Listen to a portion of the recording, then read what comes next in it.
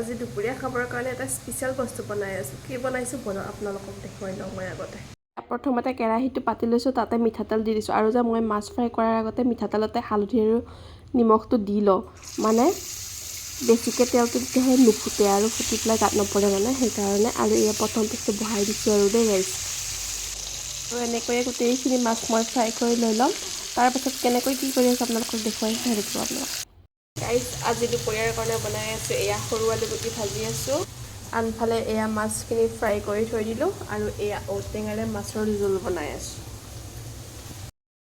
আৰু এইফালে বেঙেনা আৰু মাছৰ পেটু আৰু লগতে অকণমান মাছৰ মাথা দি পেলাই বনাম আৰু আজিৰ এইখন হৈছে মোৰ ফাইনেল থালিখন। এয়া বেঙেনা, মাছৰ মাথা আৰু পেটুৰে বেঙেনা ভাজিখন, সৰু আলুগুটি ভাজিখন আৰু ঔটেঙা আৰু মাছ দিয়া, আৰু আনফালে মাছ এক পিচ ভজা মাছ লৈ লৈছোঁ। আৰু এইখন মোৰ আজি ফাইনেল থালি। আপোনালোকৰ যদি ভাল লাগিছে তেতিয়াহ'লে লাইক এটা কৰি দিব দেই।